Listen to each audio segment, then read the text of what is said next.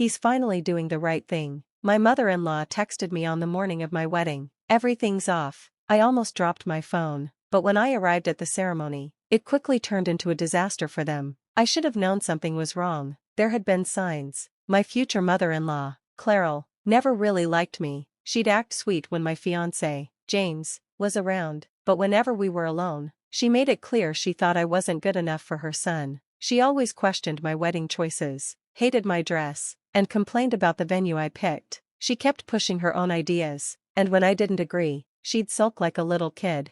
At first, I thought she was just being an overprotective mom, but now I see how naive I was. I also thought James would stand by me, but I was about to find out how wrong I was. That morning, I woke up excited, nervous, and ready. It was my wedding day, the day I'd dreamed of for months, the day I spent so much money on. It was supposed to be the day I walked down the aisle to start a life with the man I loved. Then my phone buzzed. Clarel's text, "We've taken your dress, canceled the venue, and James is doing what's best. Don't make a scene, just accept it."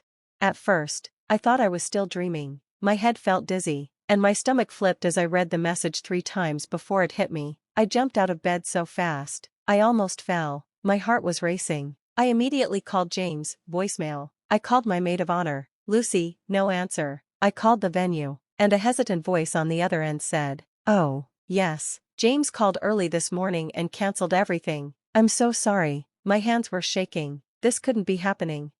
I searched my closet. My dress was gone. My shoes, even my veil, were missing. Panic turned into something more dangerous. They had planned this, waiting until the last moment to ruin everything, thinking I'd be too heartbroken to fight back. They were wrong. I grabbed the first clothes I could find and my keys. If my dress was gone, someone must have taken it. My first thought was to head to James's house, but something told me not to waste my time. I drove straight to Clarel's house instead. The moment she opened the door, I saw that smug look in her eyes. She didn't even act surprised. She just sighed and leaned against the doorframe like I was an inconvenience. "You need to calm down," she said. Calm down? I was standing there in sweatpants on my wedding day, and she was telling me to calm down. "Where's my dress?" I demanded. Claire didn't blink. "It's gone, and you won't need it anyway. The wedding's off." My heart pounded in my ears. "You don't get to cancel my wedding." That smug smile came back, and I wanted to smack it off her face. "James made the call. He's doing what's best." I took a shaky breath. "Where is he?" "Busy."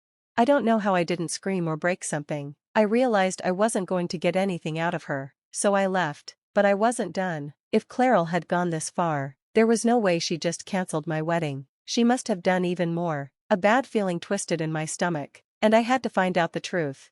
So, I drove to the venue, and that's when I saw it, cars pulling into the parking lot, guests arriving, the entire place decorated just like I had planned. Because the wedding wasn't cancelled, it just wasn't my wedding anymore.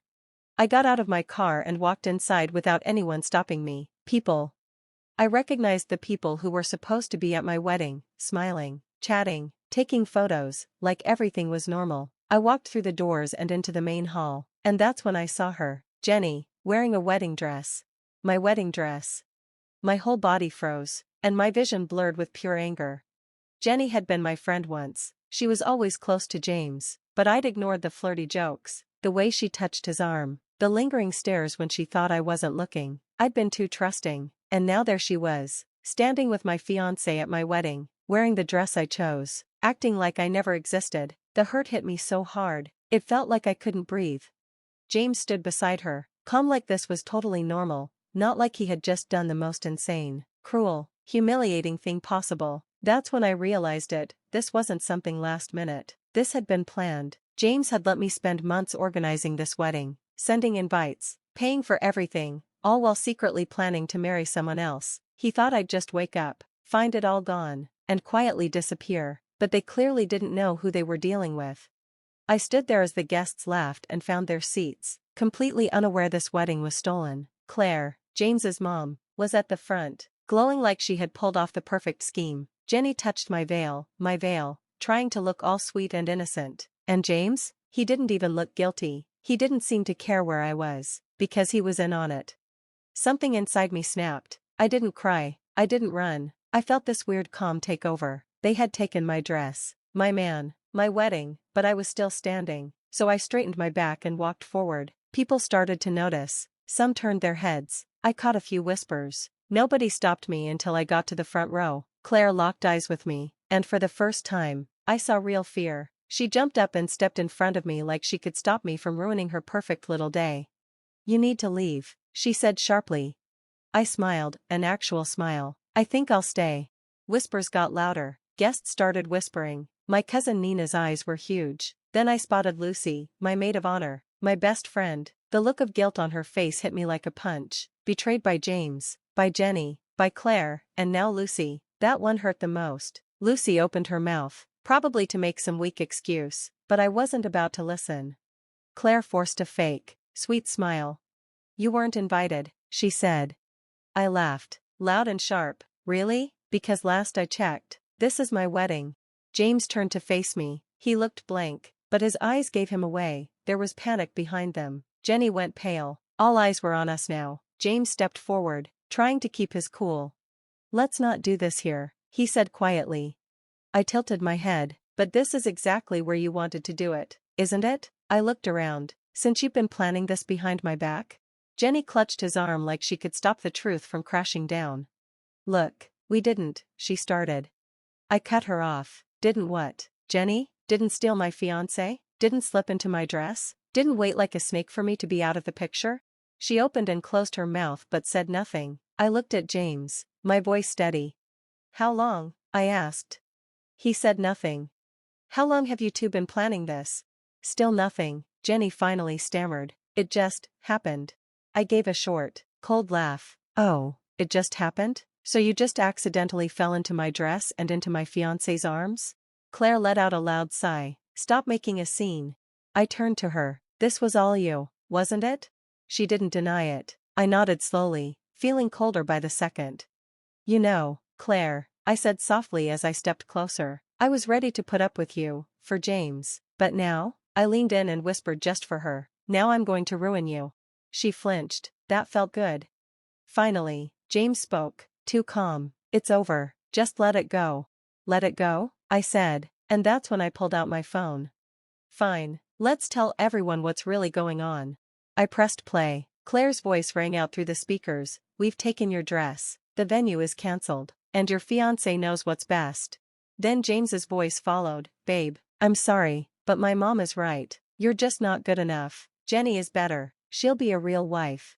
Gasps filled the room. Someone dropped their glass. Jenny stepped away from James like he had turned into poison. Claire went pale, and James suddenly looked like he might faint. I took a breath and let the silence sink in. Then I turned to Jenny and stared straight into her eyes. "Still want him?" I asked. She turned and ran. Claire spun toward James. "You said that to her?" He just stood there, frozen. Then I reached into my bag and pulled out another paper. "And you know what else I've got?" I asked as I unfolded it. "The bill for this entire wedding." Claire snapped her head toward me. "What?" she gasped. "You see," I said, "James and I had signed financial agreements long before any of this happened, which means he owes me every single cent." My eyes widened when I read the paper. $35,000, I said aloud, emphasizing every word. "Pay it all, now." James's face turned to pure horror. "That's not," he tried to say, but I just shrugged it off. "It's all written down, signed, and legally binding," I replied, my tone calm as if discussing the weather. Then, a vicious smile crept across my face. "And if you don't pay," I leaned forward, enjoying the look of terror on their faces. "Well, I do love a juicy public scandal." Claire looked as if she might faint, and James stammered, "You can't." "Oh, I can," I snapped. Then I turned to address the crowd. "Everyone, please enjoy the show, because it's definitely not over yet." James was backed into a corner. Claire's jaw worked, but no words came out. The guests around us were gawking, their phones out, capturing every delicious moment of the meltdown. Jenny was nowhere in sight, probably for the best, but Lucy, who was meant to be my best friend, stood there with guilt written all over her face. I wasn't finished. James and Claire had taken everything from me, thinking I'd be too humiliated or heartbroken to fight back. They severely underestimated me. Now, it was my turn to take them down. Claire started to speak, likely to make more weak excuses, when suddenly the door swung open. A man in a crisp suit entered with a briefcase in his hand. "Sorry for the interruption," he announced loud enough for everyone to hear. James's face turned ashen. "Because this man is my lawyer," I said, nodding towards him. "Everything is in order," he added, his voice even. I couldn't help but smile. Excellent timing. Claire practically clung to James's arm, trying to support him. "You got a lawyer?" she spat. I looked at her coolly. "Of course I did. You and your son stole my wedding, my money, and my time. Did you really think I wouldn't get legal?" Gasps spread among the onlookers, and people started whispering. James tried to dismiss it all. "This is ridiculous." My lawyer ignored him. "According to the agreement you signed, James, you're legally responsible for all the wedding expenses." James coughed on his own breath. $35,000, the lawyer repeated, non-negotiable. Claire suddenly lost control and screamed, "This is a scam." The lawyer remained unruffled. "No, ma'am, it's binding. You planned the wedding and then switched the bride at the very last minute. That makes your son responsible for the cost." James's face drained of color. "You have until the end of today," the lawyer continued. "If you don't pay, legal action will start." A waiter coughed, trying to hide his laughter. Somewhere, someone muttered, "Holy sh," and another voice said, "Wait." It was Lucy, speaking up in a shaky voice. I turned towards her, not sure if I even wanted to listen, but she looked miserable. Taking a shaky breath, she said, I knew." Gasps cut through the room as James whipped his head around. "Lucy, shut up," he growled. She shook her head stubbornly. "No, I can't keep lying." Tears gathered in her eyes as she confessed. "Claire told me weeks ago that they planned to replace you. She said you weren't the right kind of wife for James." My stomach twisted. My best friend had known about it all along. Lucy wiped her tears and continued. "I wanted to warn you. I swear I did, but Claire threatened me. She said if I told you anything, she'd ruin me. I'd lose my job." I blinked in shock. "Your job?" the guests murmured, exchanging disbelieving glances. Lucy looked down, her face hot with shame. "Claire owns the firm I work at. She promised to fire me if I ever said a word." Claire crossed her arms and sneered. "And I would have." Laughter and low exclamations rippled through the crowd. Someone yelled, "Seriously?" Lucy turned towards me with pleading eyes. "I'm sorry, I was weak. I should have told you." I raised a hand, trying to silence everything. Then, turning to Claire and James, I asked, "You really threatened my best friend's career just to get rid of me?" Claire rolled her eyes. "It's called handling problems." I exhaled sharply, unbelievable. But Lucy wasn't done. She faced James, trembling, and said, "Tell her the rest." James froze while Claire hissed, "Lucy, don't you dare." Lucy's voice grew stronger. "Tell her the rest, James." A heavy silence fell over the room. I watched as James's expression crumbled. Whatever the rest was, it was far worse than I had imagined. I stepped forward and demanded, "James, tell me." He wouldn't meet my eyes. Finally, after a long, tense moment, he swallowed hard, clenched his fists, and in a low mutter said, "Jenny's pregnant." The entire room exploded in shock. I staggered at that single word. "Pregnant."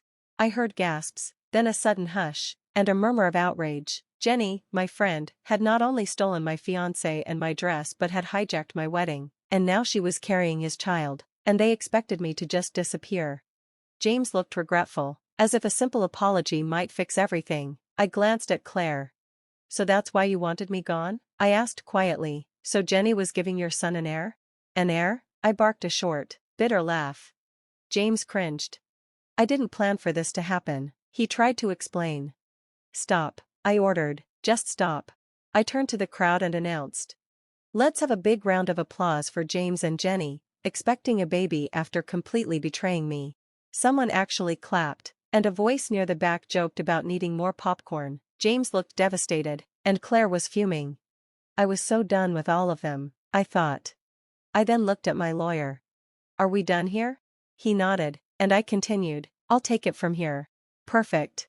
I straightened my shirt and walked down the aisle, the very one I had dreamed of crossing in a white gown, past the stunned guests, beyond the whispers and glares of those watching, and past Claire, who glared at me furiously. I didn't stop or look back. Of course, James called after me, begging for explanations and another chance, but I never answered. Jenny eventually disappeared. Rumor has it she moved far away. and no one really knows where she went. As for Claire, her reputation was ruined once the scandal went public. James's business deals fell apart, too. People no longer trusted him, and a furious Claire ended up disowning her own son and leaving town. Karma, I suppose. Me? I moved to a new city, landed a real job, and built a life with genuine friends. I never looked back. That was how I truly won, by not only exposing them for everything they did and securing every cent they owed me, but by walking away with my head held high and building a life they could never tarnish.